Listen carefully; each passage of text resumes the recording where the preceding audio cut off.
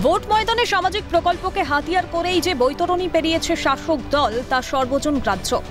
সে কথা বকলমে মেনেছে বিরোধী শিবিরও।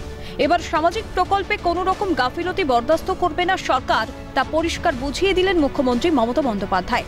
লক্ষ্মীর ভান্ডার থেকে বিবেকানন্দ স্কলারশিপ, তরুণের স্বপ্ন, কন্যাশ্রী সহ কৃষক বন্ধুর মতো গুরুত্বপূর্ণ প্রকল্পের কাজ যেন পড়ে না থাকে তারই সতর্কতার নির্দেশ দিলেন মুখ্যমন্ত্রী।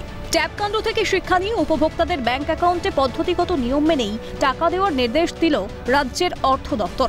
এই মর্মে 16 দফা স্ট্যান্ডার্ড অপারেটিং প্রসিডিওর বা এসওপি মেনে ব্যাংক অ্যাকাউন্টে টাকা দিতে জেলা প্রশাসনকে নির্দেশ দিল নবান্ন।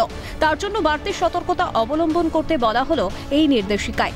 উপভোক্তাদের হাতে সামাজিক প্রকল্পের টাকা দেওয়ার ক্ষেত্রে স্বচ্ছতা এবং সুরক্ষা ব্যবস্থা বজায় রেখে কাজের নির্দেশ দিল অর্থ দপ্তর।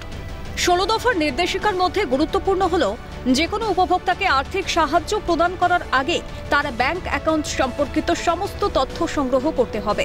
আরবিআই এর সহযোগী সংস্থা ন্যাশনাল পেমেন্ট কর্পোরেশনের মাধ্যমে যাচাই করতে হবে সেসব তথ্য।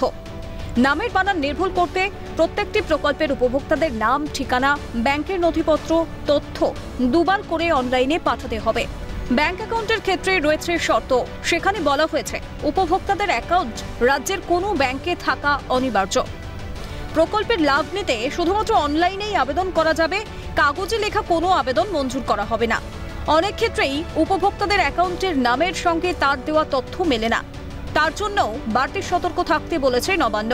এছাড়া সেভিংস অ্যাকাউন্ট থাকা প্রয়োজন। প্রত্যেক উপভোক্তার আবেদনপত্র কোন অবস্থায় আছে, টাকা তাদের অ্যাকাউন্টে ক্রেডিট হয়েছে কিনা তা জানতে চালু করতে হবে SMS এর ব্যবস্থা। এমনকি সমস্ত তথ্য নিয়মিত উপভোক্তাদের পৌঁছে দেওয়ার জন্য কাজে লাগবে এই SMS অ্যালার্ট সিস্টেম। সব মিলিয়ে 26-এর নির্বাচনের আগে প্রকল্পের ব্যাপারে একেবারে খামতি রাখতে চাইছে না রাজ্য সরকার, তা বলাই বাহুল্য। খালিদ সামালের রিপোর্ট, ক্যালকাটা নিউজ।